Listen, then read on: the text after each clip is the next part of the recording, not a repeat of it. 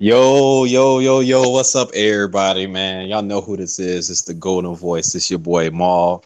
Hey, yo, Fade Hour is back, man. Game of Yes, Thrones ain't the sir. only thing that's big that everybody looking for that's back. We back too. Y'all know I got my stout on deck. Y'all know I got my boys on deck. If y'all got a drink or if y'all got something y'all want to smoke, go ahead and get to that right now because y'all are listening to us live right now, man. Let's go ahead and go around the room who all here and we gonna get to it. What up, world? It's your boy News, representing Ringside Rave all day. Y'all know what it is with me, man. I'm sounding real good because I'm feeling real good. Got the Ciroc with me. I decided that I'm gonna put the smoke down during the show. I'm gonna put it down during the show. I'm gonna What? be now. Yeah, I'm gonna put the smoke down during the show. That way I can just have the all Ciroc during the show, so that way I can be turned Mm. up. So I'm turned down before the show. You All know, right. Who the hell is this? This is not news. What are you talking about? Okay. Whoever this is gonna get off this hangout now. All That was right, this is some news, but this is not new. The news is that this is not news. the Gucci news. It's the clone Right, news. this is right. news. But yeah, man, y'all already know what it is to me, man. Yo, what's good, Joe? It's Pascal, the New England representative, and yeah, man, I'm just sitting here, man, with my glass of Merlot to watch this rare roast beef sub I just finished eating, man, and I'm feeling good, man. So let's get it. Yeah, man. Shoot, feeling good. Somebody else feeling good, and that is Clarissa Shields, T Rex Shields, man. The highly, y'all saw it Saturday, man. A highly anticipated, undisputed battle between her and Hammer was absolutely a no contest. From the opening bell to the Right. final bell, which Hammer barely got there, but was no contest, man. Was that? I know a lot of us. I know myself. I know News. We both went with Shields. Pat, I don't remember which way you were leaning. Where you were leaning? I was leaning towards Hammer. Okay, right, right. And so yeah, I just want to get y'all thoughts on that. Shields stamped herself as the best in the women's division. Yeah, in the women's boxing, not that that was ever up for question to some. But yeah, just want to get y'all thoughts on that, man. Definitely was shocking to me, but I just want to get y'all thoughts on it. I mean, it wasn't shocking. Well, the manner in how she won was shocking to me Right, because I didn't expect her to dominate Christina Hammer the way that she did. I expected her to win, and I expected her to win clearly and to show that she was much better than Christina Hammer. But I didn't expect her to show she was that much better than Christina Hammer. That's the only way I can put it. right, And I mean, to me in the fight, um, she showed everything. She showed everything in the arsenal. Like I didn't really see anything where I could see that there would be a cause for pause for her. Like anything that can affect her. I mean, yeah, you may be able to out jab her, but I mean, I don't really think there's any woman today that can put together her talent, size, athleticism, right, defense, hand speed, power, all together into one. So I was right. very thoroughly impressed in that. My thoughts on this, a little different thoughts. But I do agree with news. I was surprised with how she won because I thought it would be a little bit more. I thought it would be a little bit more competitive, but I thought Hammer would pull off. But it seemed like outside of the first round, or maybe even the second round, if you wanted to give it that once Clarissa started applying the pressure, she started doing that holding shit, and that holding shit, I think, to me, I mean, it really took away from the flow of the bout, because with the exception of the eighth round, where it looked like Hammer was about to go down, which would have been Clarissa Shields' first knockdown as a pro, first person that she would have knocked down. But yeah, I mean, like I said, I can't throw on the performance. She outworked Hammer, and everything. Hammer just went into a shell once she had trouble like finding range to really throw out her jab, and unfortunately she fell victim to the whole victim of the whole Euro style fighting. Like she wouldn't throw a good variety of punches which were available to her, and she just got ate up. Um, so Now, Clarissa, like I said, she did what she had to do. I mean, the only flaw that I could find in her performance, really, and I talked about this before, is her punching. She's not turning over her punches again. There's no way that Hammer should have been standing after in the 8th round. There shouldn't, and it's just it's like if Clarissa Shields could actually turn over her punches a little bit more, she would actually get more knockouts. Right. There's no way that someone who throws as hard as she does, doesn't have a knockdown. Tim Bradley is perfect. He has not knocked anyone down yet, which is I find absolutely shocking. She's not feather fisted, but her punching is off. So that's literally the only thing that I felt wrong with her performance.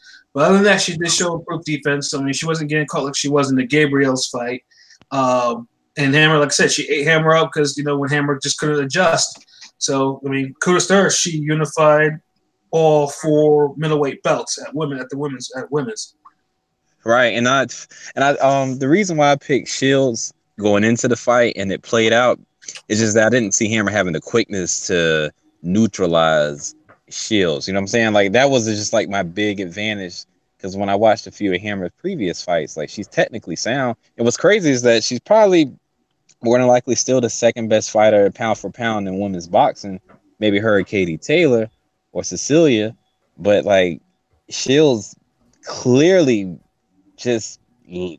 she's clearly number one. Not, and I was saying, like, Hammer's not bad, but the gap widened that much after Saturday. And I just had that, drop that little nugget. That was extremely dominant performance, man. Again, like I said earlier, 78 amateur fights, 77 wins, 1 loss. 9 fights as a professional, 9 wins, no loss.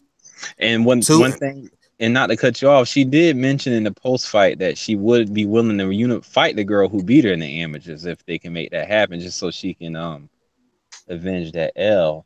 Well, it's not like any other fight for her on the right. Yeah, that too. That's true. I was thinking of that point too. Unfortunately, women's boxing, there's not a lot of. I mean, they have to move around the divisions a lot. I mean, that's why you see a lot of the top women fighters that are out there. They go up and down the scales, or some just go flat out up. Depending. I mean, the lower the weight that they fight, the higher they go.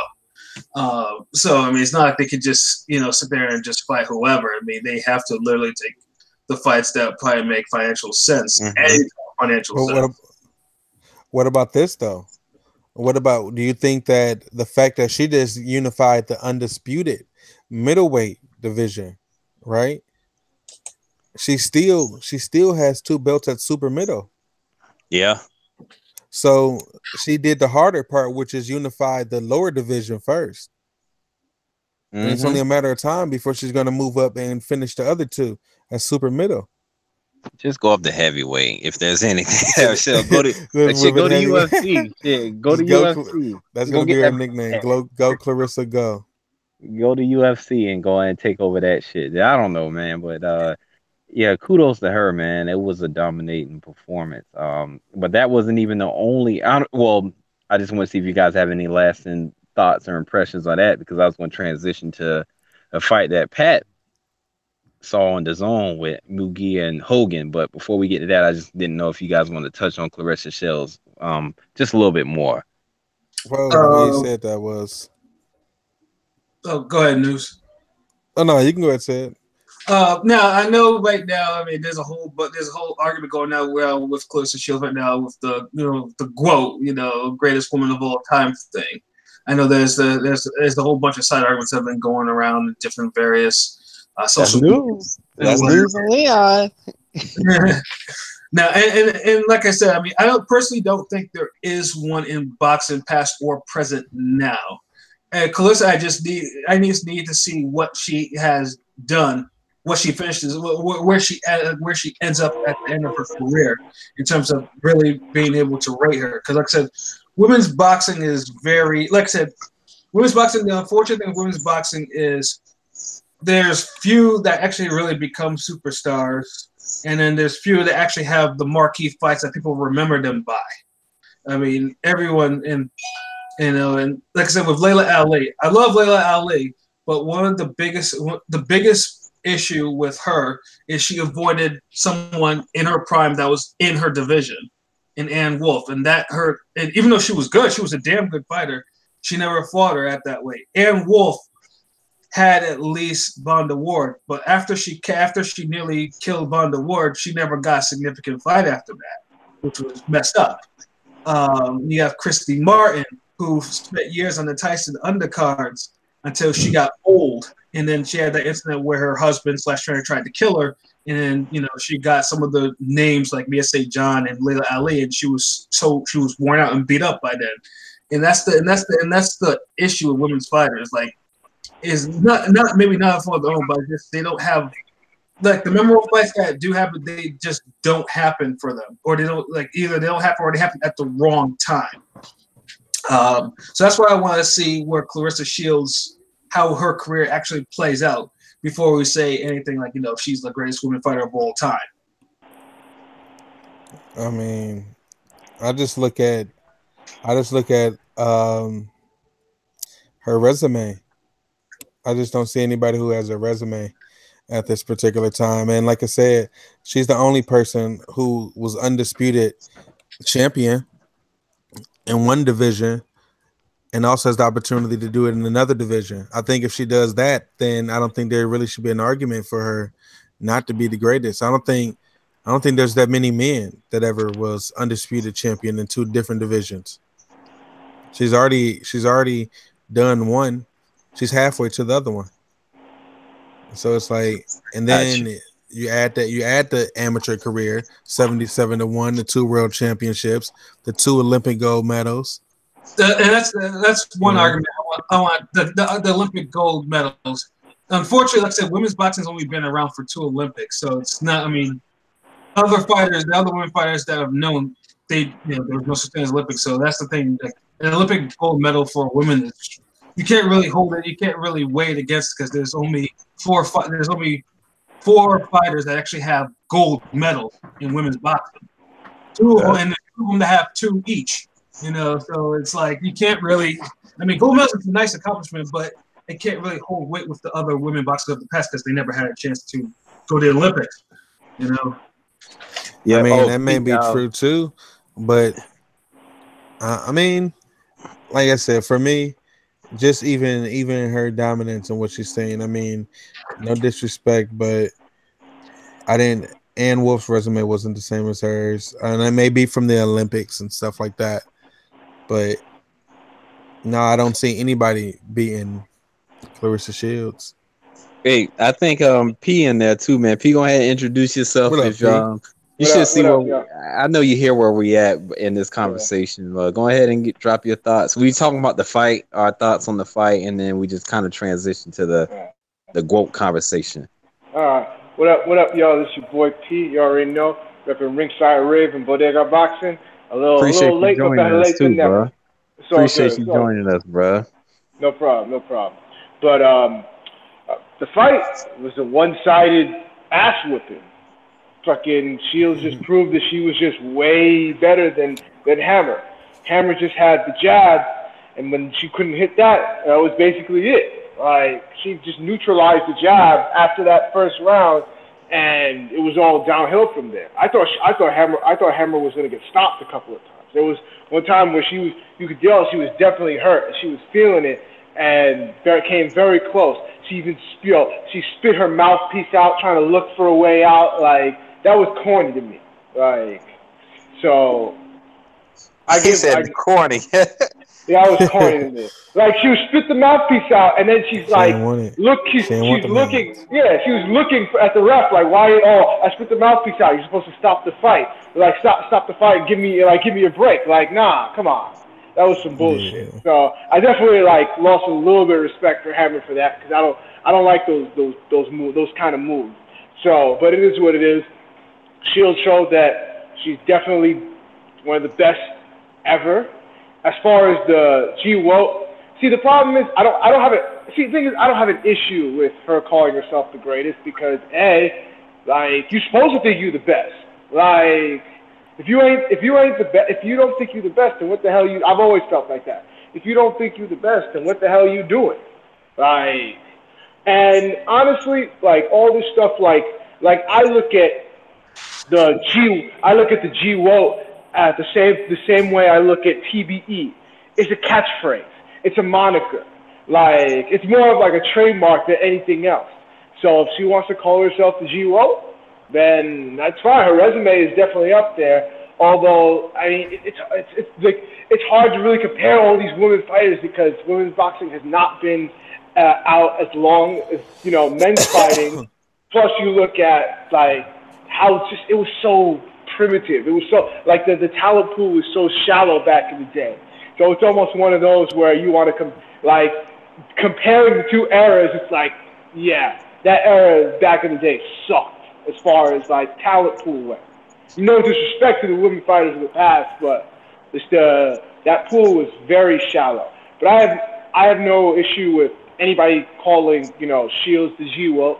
She's definitely up there, and she definitely has a case. A case for it, right? Yes, I mean, I definitely think she's definitely up there. I don't know if I would actually call her the greatest, but she's definitely up there. Shields is up there to me. Cecilia Brækhus is up there to me. What's her name? Lucille Richter, Riker. I don't even know how to say her name. Yeah, she's definitely up there from a skill standpoint. She's probably one of the most skilled fighters I've seen. And she started off as a kickboxer and went into boxing. She's up there. So you have plenty of, you know, other like cases for each of them, but I can't be mad at anybody saying Shields the G-Woe. I'm gonna let it play itself out. Right. Definitely. It's as far as playing itself out. Like I said, that 154 division got a big, in my opinion, and I'm pretty sure Pat will be able to chime in because I didn't get to see the Hogan Munguia fight incomplete in this whole completion, but the little that I did see, they better keep that nigga away from them top people at 154, man. I swear. Told you. Yeah. They better keep him a long way. Pat was not out, like, to all the listeners out there. Pat and Smoke, who may join us later, may not. They were not happy with the decision, but they understood that fight took place in Mexico, and you know, you got what you got. But Pat, like I said, I'm not sure if News saw it or anybody else saw it, but definitely if you can give us, you know, your thoughts on the fight, because I know you were the one who saw it in completion and was not happy with the decision. Man, did I? Now, I mean, we all know Munguia has been blowing hot and cold since he destroyed Saddam Ali. I mean, he got into the war with Liam Smith, which a competitive war at that. Then he bodied that Canadian on GG Canelo 2, and then he had then he had a fight of the year brawl with the Japanese fighter, you know, in there, and then you know you think they would have learned from there, and Oscar, I'm pretty sure knew what he was doing, trying to get, hey, let's get this Australian guy. He has 20-something wins and only 7 KOs. What could happen? Man, I mean, Hogan. That's what's like. Either Munguia. There's two things. Munguia is probably getting too damn big for 154. Like I think now him cutting the weight that he's cutting really affect him. He didn't even look as big. Like, I mean, usually before he looked like he's, you know, looking like a light heavyweight. He actually looked real. He looked thin. And Hogan just exploited a lot of things. Hogan does multiple. I mean, lateral movement.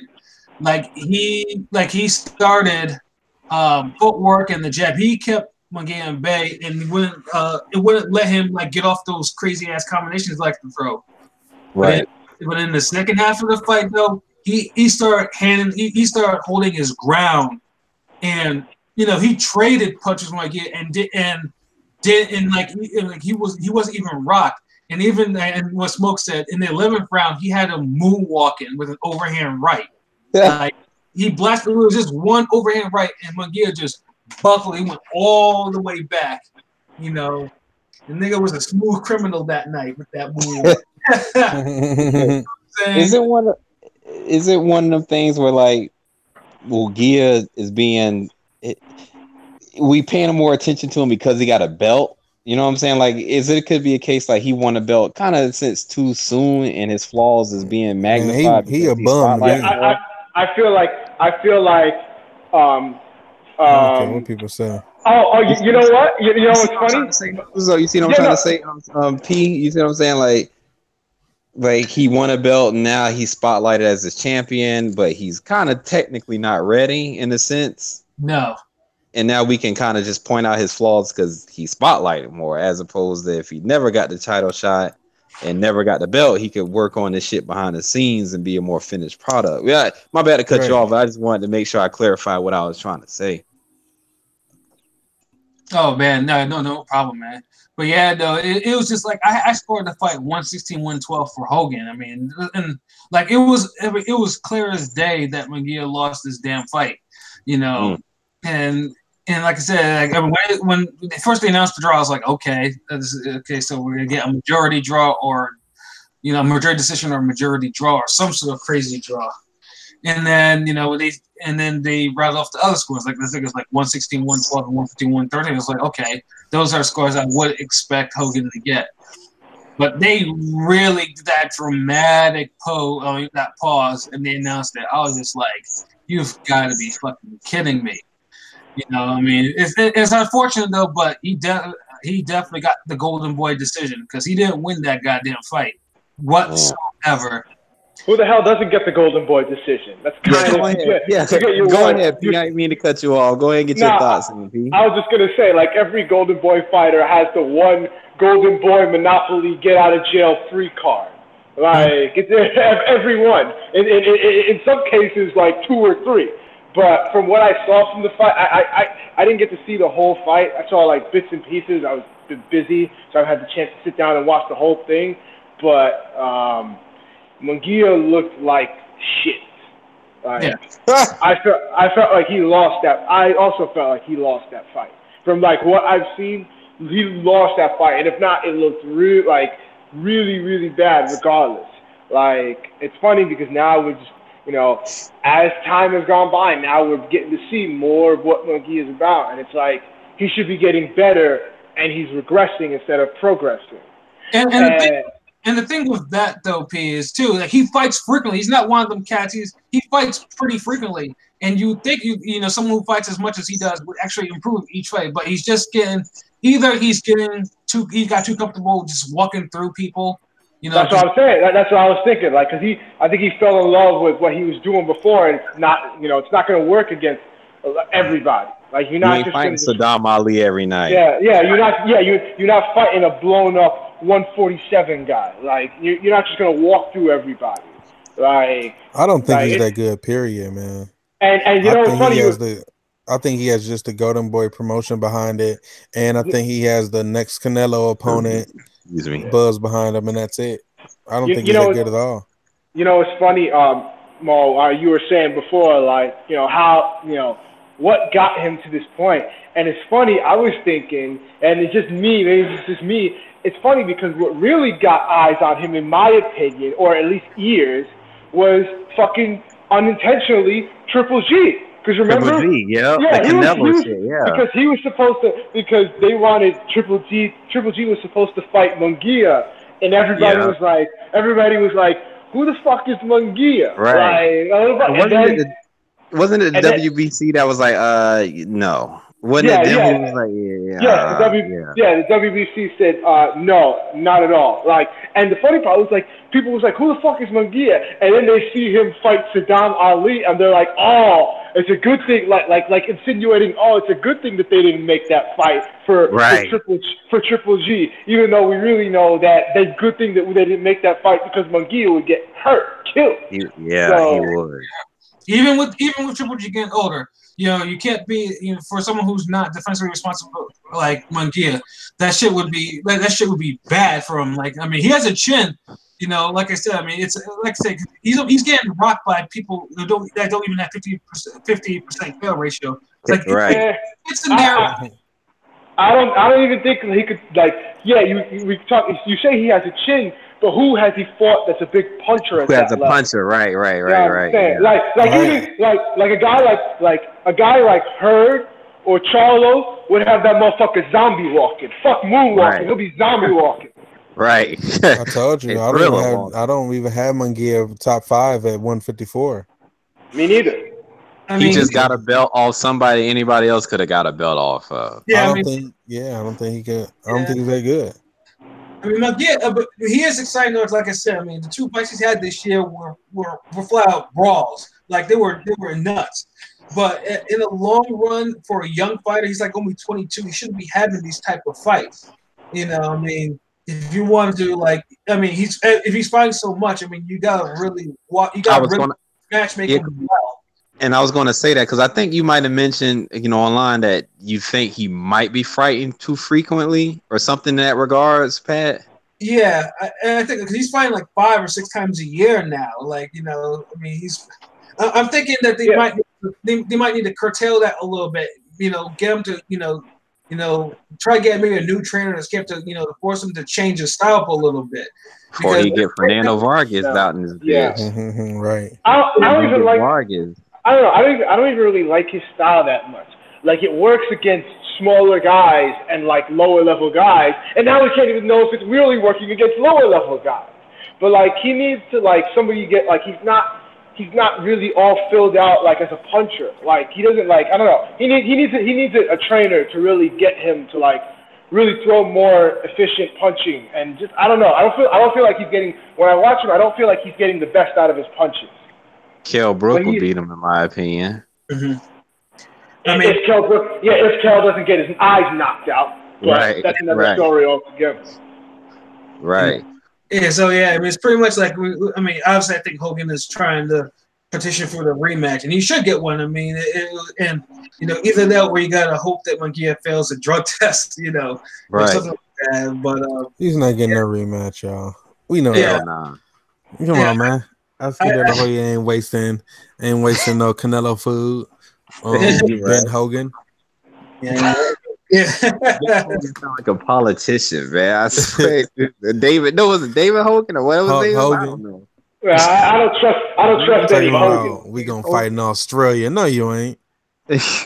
You're gonna be fighting right back here, and you can be fighting in Mexico next time. What are you talking about? Exactly. This win. You have a Mexican ref next time. Man, listen, y'all. Let's go ahead. Last 2 topics we definitely going to touch on in detail is Santa Cruz mentioned that he's willing to go up and fight Tank. But first, let's get to the other fight this past weekend that happened this past Friday. Well, fight is quote unquote. But Mr. Lomachenko and Anthony Crolla, that who watched it? And I did.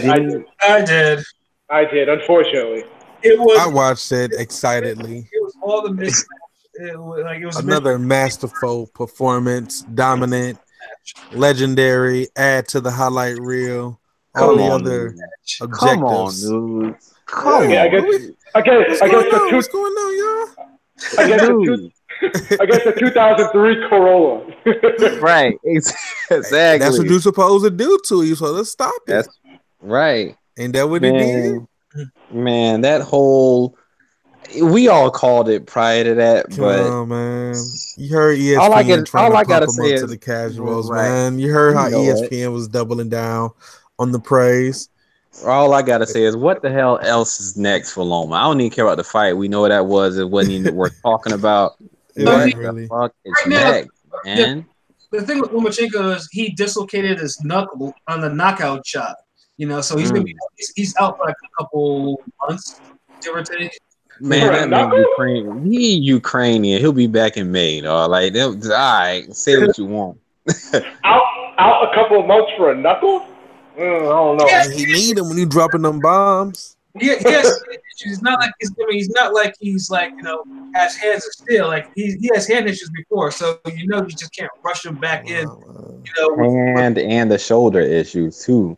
And Rob was talking, Aaron was talking that whole Mikey Garcia thing, but man, Mikey Garcia can't even outbox Earl Spence, man. Don't do it. Don't do it. Don't do it. He don't want to box Lomachenko.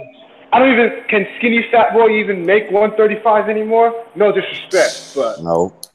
But I think Loma, Okay. and on at that's a good question. But Loma was talking about Luke Campbell. Oh God! Like, what the fuck?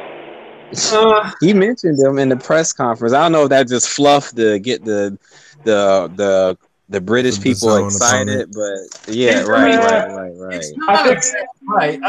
I actually don't mind that fight. I mean, I know I've heard either him or Kami, if because I know Kami's coming off his own hand issues and Oh. everything. So I mean, it's either you can go for the pre, or he's waiting to see. Yeah, but basically, I think he's waiting to see what happens with the WBC belt because Aaron wants to see if Mikey Garcia's gonna give up that WBC belt. I don't know. I forgot who's 1 and 2 for lightweight now, but he definitely has eyes on that. Right. I would. I'm honest. I mean, I'm no disrespect to Luke Campbell, but that fight doesn't really excite me. I know that I mean, he is a good fighter, but I just don't see. I don't see him doing anything that would really give Lomachenko any trouble. So no disrespect to nephew Luke, but I'll pass. You was being as diplomatic as you could be without being disrespectful just then, man. Honestly, I would rather see fucking. I don't care. Put him in there. I'd rather see fucking Lomachenko versus Teofimo. Yeah, I mean, That's the wild card. Teofimo Lopez. I mean, obviously we have to see how he does this coming weekend. But I know really, do we really? Hey, it's on pay-per-view, man. It's time for him to show out once again. Don't even mention that pay-per-view price and all that, but that's a different subject. That later in the week. But, but like I said, because the reason why he says W, because I mean, Luke Campbell right now, if Mike Garcia gets up the belt, he's the #1 contender for that title. So it means, I know that Bob is gonna try to do something to get the belt either on Luke Campbell or Luke Campbell facing one of his fighters, one or the other. Gotcha. Dude, you sitting back, you sound like you basically saying, just put your best 135 up there, don't matter. I kind of hear it in your voice or in your lack of comment that you basically saying you don't care. Just give your best in this, you taking Loma, period. If news still available, if the Ciroc haven't gotten to him. Yeah, this is what happens when you don't keep a balance. You drink, your body can't take it. Sound crazy. My mic cat clicked out. Man, of course. What kind of question is that? We take Loma any day, every day, 24/7, 35/8, however you want to do it. At the end of the day, man, Lomachenko is supposed to dominate a Crolla. I mean, but he also dominated the Riggin, He also dominated the Walters. I mean, what do you want to put in there with him? Slido didn't want to get back in there with him, man. He didn't want that work. He didn't want that run back. Don't mention Salido. Master boxer. Yeah, he doesn't have to. I mean, Salido told him what it was, and Lomachenko was just him. He was dragging his feet. He got the one win, and he ran. We know how that go. So Salido is a better fighter than Lomachenko. I mean, that's facts. I mean, we can't deny that fact since it happened. We saw it with our own 2 eyes. On, man. That sounds crazy. Or 4 eyes because I have glasses, bro. So, but yeah, we all saw what happened. Salido is a better fighter than Lomachenko, and it's unfortunate that Salido. Wait, what? Right. I know that sounds crazy, right? It is crazy, but unfortunately, both of them pudding. Pat. Don't do this. You guys, as much as all you guys want to say, I mean, it's on video. I mean, it's there. 12. So that's the Merlot. 12 rounds of fucking fury. That's what it is. That's the far local. I think he's just trying to, because he picked Salido to beat Lomachenko, so he's still like holding on to this for as long as he can. I mean, I didn't say all that. I'm telling you, I can hear Grandpa Pat, son. Salido. I saw from. I mean, Salido is always a better fighter than Lomachenko. I mean, I don't know what the problem is. I mean, y'all would just said otherwise. Everyone's wrong once in a while. You know what I'm saying? That's why fans have a racist. You know what I'm saying? It's all good. Shout out to Orlando Salido, man. I love watching that dude fight, man. Man, Well, last time we saw him, that sounds crazy. you know what? I'm not even gonna do this. We're gonna go to Tank. We're gonna go to Tank and Leo Santa Cruz, man. Do y'all think this is legitimately? Can you think it will happen? Is it just fluff because Santa Cruz? Because he's. Well, what you mean? No. Go ahead, P. I don't believe it. I mean, I'll believe it when I see it, but I don't think that's a good move. Like, really? So you like Santa Cruz is gonna come skip 2 weight classes to come up and fight a huge puncher? Yeah, that ain't it, Chief. That's not the PBC way. But oh, wait a minute. Hold in Santa Cruz 126 and Yes. Loma milking himself at 130 or Tank at 130. Yeah.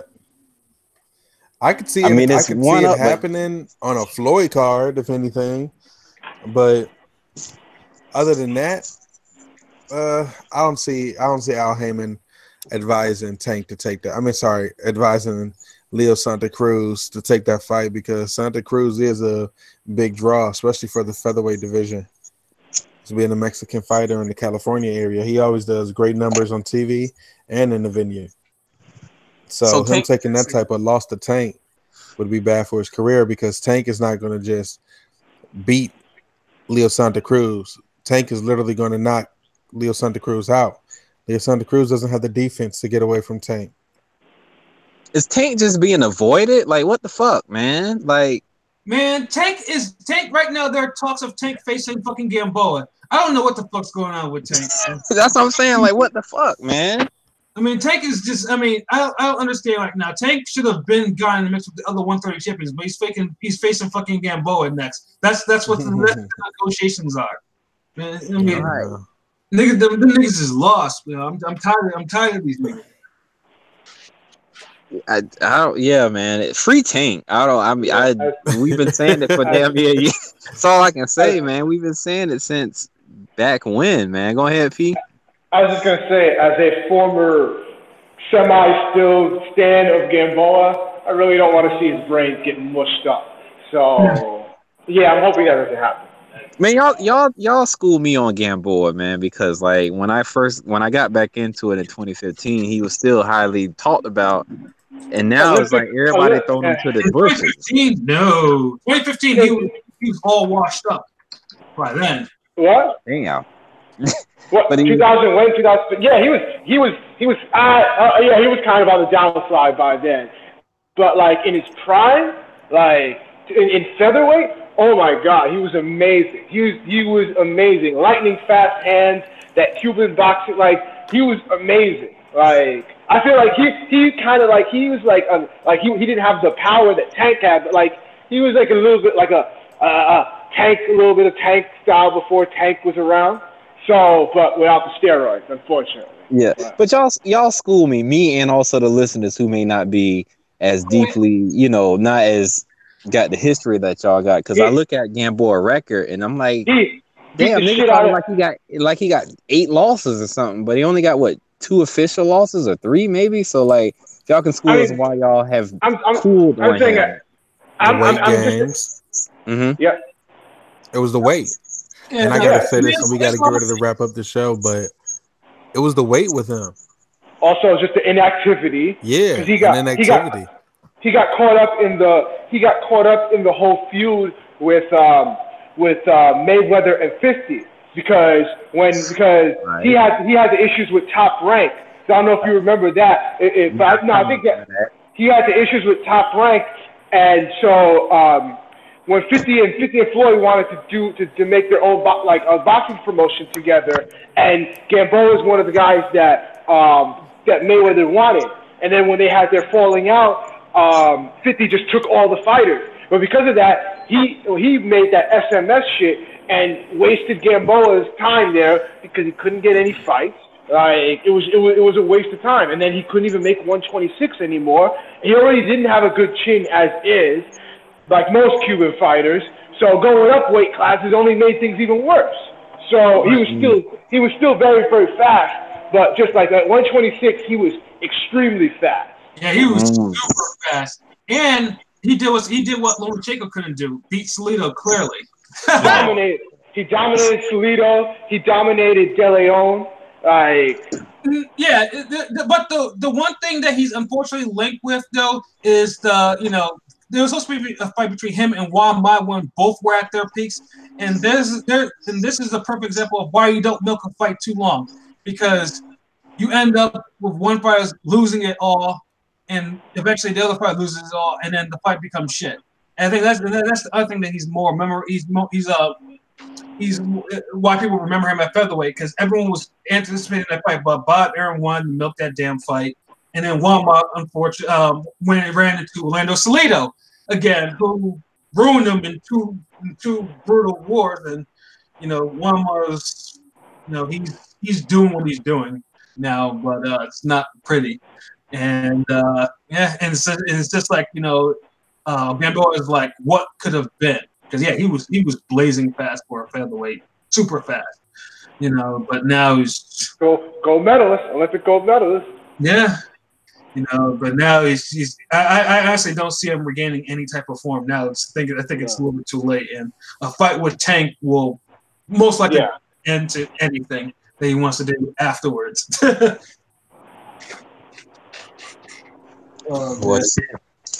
Go ahead. I was about to go ahead and bring this thing to a close. But yeah, man, good stopping point there, man. Throughout this week, definitely going to preview Khan, Crawford. What's the other card that's on the table? Garcia and Granados. Yeah, Danny Garcia, Adrian Granados. Definitely. We'll be back. We're anticipating being back Wednesday. We're definitely going to jump into that. It's going to be interesting. Khan popping off a lot as he normally does, but don't want to give away too much of where we're going to talk about coming up Wednesday and Friday. Again, I'll go ahead and swing it around the room. We get our final thoughts in, and we can go ahead and take this thing home as news normally do. Pat, and then Pete, news. All right, yeah, news is probably having difficulties again. All right, it's Pat Scorpion, the New England representative, and yeah, man. So like I said, just keep loving, Pat Scorpion, because Pat Scorpion loves y'all. You know what I'm saying? You guys know where to find me on Instagram with the Ring Gang Radio, Twitter, my own Instagram, Bigger Pat or Pat Scorpion. I always forget. I get the names mixed up, but either one may it'll bring me to where you needs to be. All right, so yeah, that's all I gotta say. What up, yo? It's your boy P. You already know where to find me on Instagram and Twitter at Bodega Boxing. So hit me up. What up, world? It's your boy News, representing Ringside Rave all day. Y'all know what it is to me, man. Thank y'all for tuning in for another episode of the Fade Hour, episode 40. I'd like the fellas for thank you. I'm sorry. I'd like to thank the fellas for coming through and having a drink with me. And we'll be back on Wednesday with another Fade Hour at 10 p.m. for you. I'm hearing rumblings that there may be some big news coming, so we'll see. We definitely see, but I'm hearing that there's maybe some big news on the way dealing with Floyd Mayweather. Oh. So hopefully we'll hear more about it tomorrow, and then we can reconvene on Wednesday, have our drinks all. We pull it up at the table, and we get to it, Mm-hmm. But with that being said, we out. We out. Peace.